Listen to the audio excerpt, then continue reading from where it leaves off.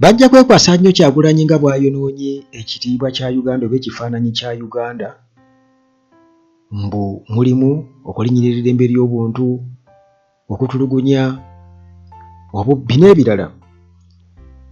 Naye ekyakabaawo wano mu katale k'ewa Kisekka kyongedde okusiiga ekifaananyi nti kye bajje batuteeke mu level 4 advisory, don't travel. Munnange era nga bwe kiri nti akaze kafiira ku mugumba. Abasajja ne basalako akatale k'ewa Kisekka ne batandika okukuba amasasi olw'okuba balina omuntu gwe babadde baagala okukwata ne batamusanga.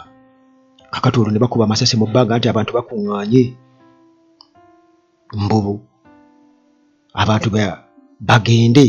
Abasajja bagamba abantu baveewo. Bannayuganda nga bwe kiri nti Kyagulanyi yatutegeeza nti tulina okukozesa kamera zino okulabisa, kubanga obujulizi bwa kamera tebuvunda ate tosobola kubwegaana. Kakati abaana nga bajjeweza kamera nga bakwata.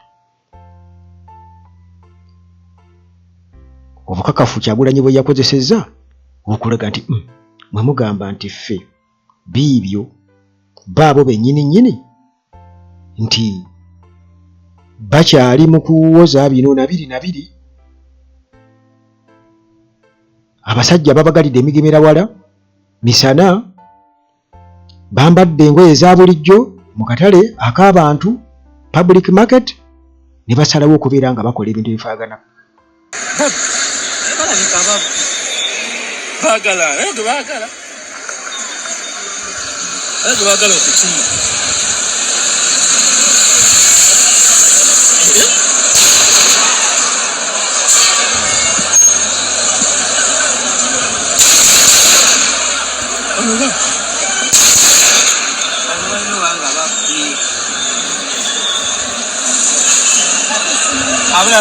Abala so basigadde na wano. Nako baagala.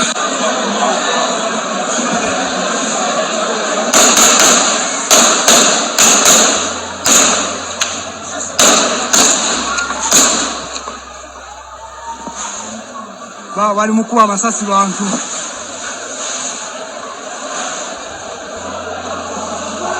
Babo bakuwa amasasi. Bakuwa amasasi abantu. Kakati akatambi ako Kyagulanyi ke yapositinze era nga kavudde eno Uganda ye taliiyo naye nga bigenda ku mutimbagano wonna.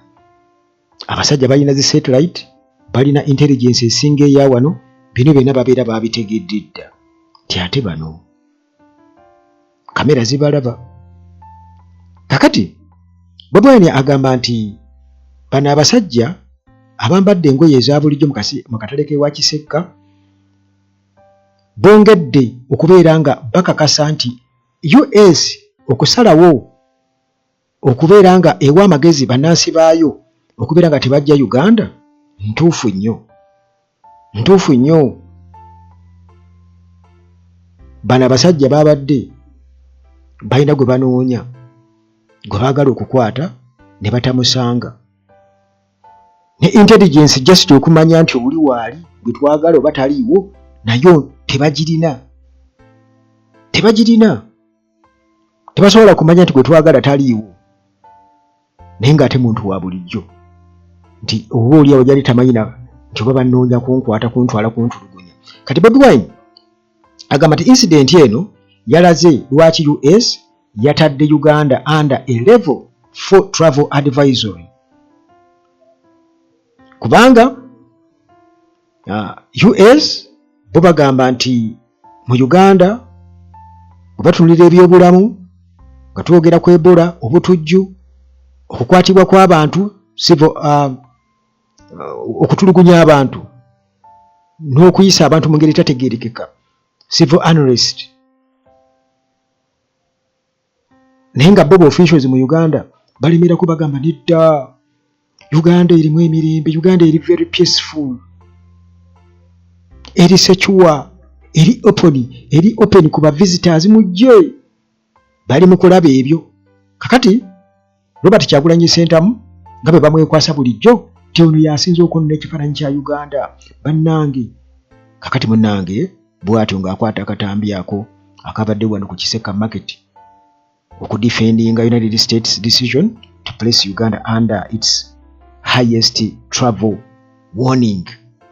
Kakati incident eno yabaddewo ssaawa zabadde 11 n'eddakiika 40 awo ku lunaku olwokubiri wano mu katale k'ewa Kiseka downtown Kampala, era ababaddewo nga be bamu ku abo abakutte akatambi ako bagambye nti abasajja ababadde bakutte emmundu nga bali mu ngoye eza bulijjo baatuukidde mu motoka eya Toyota Nuwa ne bagezaako kubeera nga basalako bakwate omuntu n'okutuusa kati atanaba kubeera nga ategeerekeka. Bagamba nti abasuubuzi n'abalala ba bystanders bwe batyo batandise okubeera nga bakuŋŋaana, so nga ate buno obusajja bwo bumanyi kati buleesebwa entiisa naye nga abantu bakuŋŋaana baagala okulaba n'ekyo nakyo kitiisaamuuko. Bagamba nti abasajja olaba bw'abaana bakuŋŋaana babanga bagamba muzituwemukko naffe emmundu, babeera baagala bakuba amasasi abantu badduke. Kakati munnange abantu nga bakuŋŋaana, kakati abasajja bano bagenze okulaba abantu bakuŋŋaanye ne batandika okubeera nga bakuba amasasi mu bbanga abantu basobole okubeera nga baamuka, olwo ne bavuga ne badduka ne bagenda. Kati akatambi kalaga ku mutimbagano nti abantu batandise okubeera nga badduka olw'amasasi okubeera nga gaabadde gavuga, era nga ekitundu kino kimanyikiddwa nga ekiri bize ennyo, bize commercial area mu Kampala. Era poliisi bwe batyo kwegamba bino babyogerako bamagamaga nabo bennyini nti basajja bato bajja kugamba tetumanyi kyabaddewo tugenda kunoonyereza. Kati Kyagulanyi mu statement gye yakoze yagambye nti incident eno eyongera okukakasa Washington concerns zaayo ku insecurity n'engeri security gyekwasaganyaamu ebintu mu Uganda, kubanga week just eyise ba apologists ba Uganda Kyagulanyi agamba nti baali beebuuza ku kusalawo kwa US okubeera nga eteeka Uganda wansi wa level 4 do not travel advisory. Kabagamba nti twagala nnyo ensi yaffe naye mutukoze bubi nnyo. Ne Kyagulanyi n'abagamba naffe ensi yaffe tugyagala nnyo naye abo abali mu buyinza balabe ba ggwanga lyaffe namba emu baleme kukiteeka kuba nope, kubanga wano kati buli kibi kyonna Uganda nope yeetuleetedde bino, nope yeetuleetedde otugoba ku nguudo. Kakati era agamba nti kavidiyo kano akatambi kano kalaga embeera eringa ey'olutalo, kubagamba nti gwe bwe tunulira akatambi kano oyinza okulowooza nti tuli mu kulaba scene eya war front, naye ekyewuunyisa tuli mu Kiseka Market wano wakati mu Kampala ekibuga ekikulu. Kakati awo nga batandika okubeera nga bapaswedinga abantu okubeera nga bajja okukyala mu Uganda, visit Uganda, so nga tweyisa bwe tuti. Kyagulanyi era agamba nti abasajja ababadde babagalidde emigemera wala bano ba state operatives tewali kubuusabuusa, era nga bwe baakikola 2 ne bajja ne bakuba abantu amasasi mu Kampala nga Bobi Wine bamukwatidde eruuka. Kakati obukakafu obulaga nti baali bateeketeeke beebo, era n'okwekalakaasa kwali kwabwe be baakuteekateeka. Kakati nti gwe bw'oba batunuulira abo oyinza kubaawula otya mu bazzi b'emisango. Abasajja gwe bwe batunuulira balinga ababbi bennyini abakutte emmundu nga bali mu ngoye za bulijjo nga bazze okubeera nga bakola obutujju ku bannayuganda emisana ttuku. Kati tosobola kwewuunya lwaki n'abantu babadde balowooza nti babbi, kubanga mu Katambi owulira nti babbi kiki? Babbi.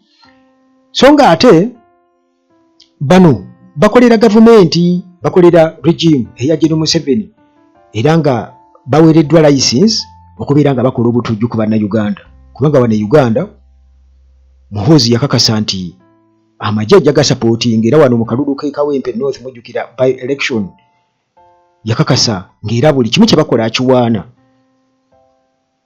nga yakulira amagye. Kakati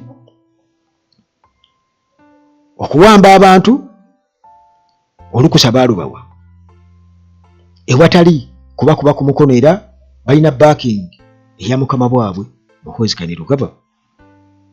Kale bannansi ba ordinary citizens bayinza kwawula batya abazzi b'emisango ku security operatives nga tewali njawulo ku ngeri gye beeyisaamu, kubanga ne ba armed thugs bajja kujja bakole ebintu bye bimu. Kakati nti ekyo Kyagulanyi ye ng'akirabanga embeera ey'Ekibogwe nti wali baddewo greater professionalism among security agencies tezaali badde zikola ebintu nga operation naawe bw'ogiraba olabira ddala nga butuufu n'abannansi bagyenyumirizaamu nti abasajja bazze nga bali bwe bati ne bwe bati, naye olwokuba nti babikola mu ngeri y'obubbi mu master of violence nti bo bayeekera. Kakati Bobi Wine bw'atyo ng'agamba nti ffenna tulina okubeera nga tufaayo nnyo okulaba nga tuzimba ensi yaffe mu ngeri ya security, nti tetusobola kukkiriza bantu kukola mu nkola ey'ekibogwe bw'etyo, naddala security agencies. Kakati US State Department bwe twogerera essaawa eno nti yalistinze dda Uganda under level 4 era nga bannansi baayo ebakubira omulanga obutageeza ku kubeera nga batambula okujja e Uganda olw'ensonga nti emisango crime rate eri waggulu nnyo, ebyobulamu biri wansi nnyo, obulwadde bw'Ebola gye buli, obutujju gye buli, embeera ey'okutulugunya abantu n'okukwata abantu. Kakati advisory egamba bino baagiwadde June nga 4, 2026 era US baasooka kubeera nga Uganda bagiteeka ku level 3. Kati level 4 n'erinnya May nga 17 olwa Ebola outbreak mu Uganda nga biva Democratic Republic of Congo. Jukira nti e Congo nayo baali baziika keesi ezitalimu bantu, nabo bali ku biwaanyi byabwe ewamu, tebaawukana nnyo na bano twalaba Katambi nga babatwala emisinde.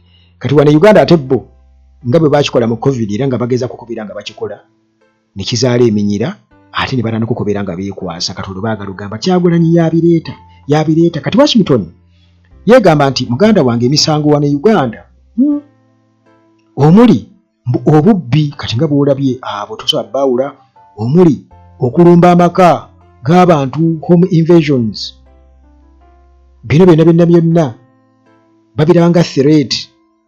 Era egamba nti Uganda police erina limited resources okurespondinga ku serious crime mu kitundu kyonna. Bateeke mu bracket nti singa abasse Kyagulanyi yaliyo. Kyagulanyi wabanga yaliyo muganda wange, Uganda police ng'erina ebyuma. Era emmotoka za tear gas ziyakubanga abantu wali mu Kaleerwe bwayise batunda ebyokulya ebifuuwamu amazzi, ne bapikipiki ne bakuba amazzi bagwe. Balina ebyuma muganda wange, n'ennyonyi bazirina ezigenda okulambula gyali, naye bwe kiba kujja okurakinga down. Lukira nti kati bo bennyini bwe basapootinga balina Damulira, afande Damulira. Mukimanyi bulungi nti yakulira kati ebikoosi by'abakifeesi era yaba empoweringa era bamwenyumirizaamu nnyo. Yabapulantinga ne wali ku Nuupu ku kitebe. Kakati mu nkola yaabwe ya NRM Mpuma Ghetto Structure kati advisory erabula nti okwekalakasa kuyinza okubalukawo essaawa yonna ewatali notice ate nga abasecurity bakozesa zibatuuni tiya gaasi rubber bullets gunfire okubeera nga bagumbulula abeekalakaasi nti bino byonna biba bikosa biba biraga nti waliwo terrorism ate okukosa ne anti-homosexuality act mbuna n'abali b'ebisiyaga batulugunyizibwa okusinza ku tteeka lye baayisa. Kakati US government egamba nti Ebola outbreak nayo ereese embeera era nga bannansi baayo balina okubeera nga baweebwa amagezi temugenda kutuleetera Ebola bali abasajja balina Ebola. Kati officials mu Uganda bo bino babigaana, assessment bagigaana, bagamba nti nedda eggwanga liri peaceful, lirimu emirembe era liri open ku ba visitors mujje. Chief of Defence Forces yebuvuddeko Muhoozi Kainerugaba yasaba US okubeera nga bali considering advisory eno July nga 8 bwe bali mu meeting wali ne US bali ne US in charge bagita the Afres Manya Mokel Kirivari wali mu Fort Portal gye baali birekanga eby'Olufalansa oba kifo kyekyo. Kakati Kainerugaba agamba nti warning eno egenda kudamaginga ebyobulambuzi kinenga naye kennyini asiiba adamaginga ebyobulambuzi bwawandiika bino bwakola atya bwalaganga bwakyatta bwakola atya. Kakati awo nga alaga nti alumirirwa ti kigenda kubeera nga kikosa nnyo ebyobulambuzi ate nga kino sekita eno ewanya Abannayuganda emirimu ne foreign exchange. So nga ate bo bennyini be basinze okulemesa kubanga ne sovereignty bill gye baakaleeta juzi nali empigi wali ewa Nnaalungu maama naŋŋamba jjukira nti bo kati badiiringa nnyo mu crafts n'ebirala kati abazungu abajja okubawa kasente yaŋŋamba nti munnange tetukyasobola kuleeta ssente kubanga gavumenti yammwe egamba mutuleeta zaaki za kusapootinga simanya biki opposition n'ebirala. Kakati kitegeeza nabo ne babirinnyamu naye maama ne mugamba maama mmwe mwawagiranga Museveni tikati twabiraba twabitegeera nti ye mulina nammwe okutegeera nti mwategeera leeti nekimugamba nti mmwe mwawagiranga Museveni kakati mubiraba kati tutwankola ki nina okukimugamba nekimugamba kakati ebyo byonna bikosa Bannayuganda Muhoozi tebabitunulako wabula bali ku kiri ekyokubateka.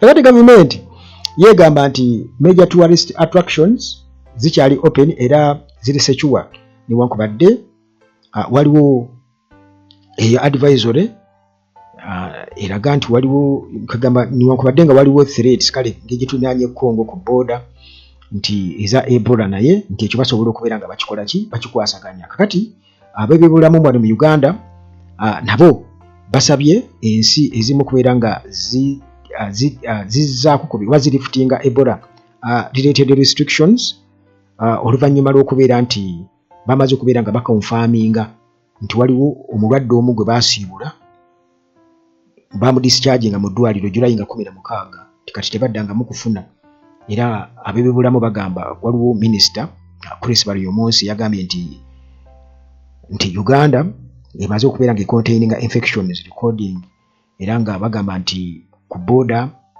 wali safe era nti outbreak tesobola kubeera nga ate eva eri okubeera nga eyingira eno era kino kirina okubeera nga kitunuulwa nnyo wajjukira nti ennaku zirina kuba 42 nga temufunangayo keesi y'Ebola okusobola okubeera nga ate bagamba nti kale kirabika ndowooza biweddewo.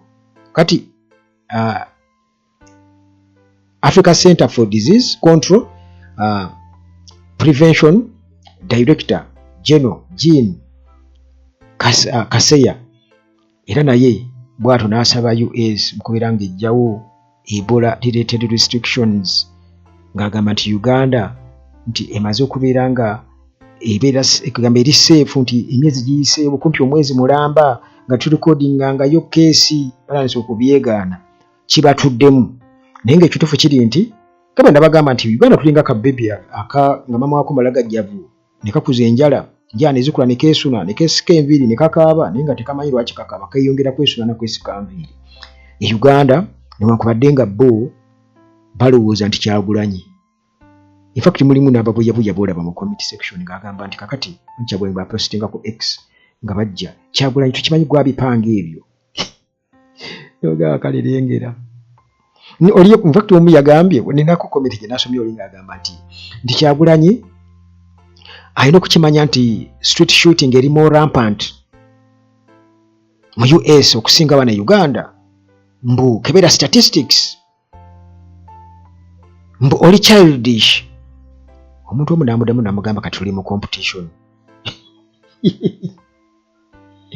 kakati omulala amugamba nti naawe kati kyoba okola kyemuba mukola mmwe mu advisinga abantu bammwe butagenda mu US kubanga nayo street shooting eri rampant nga bw'obirabye wano e Uganda nammwe mubagambe temugenda mu US n'otunuulira abantu ng'abo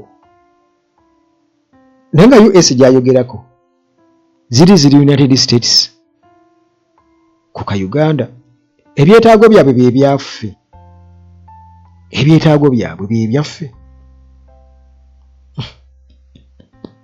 Bannayuganda naye abo tebabeera Bannayuganda lwakuba nti kyekigambo kye tukozesa kale abantu abali mu Uganda mutusobera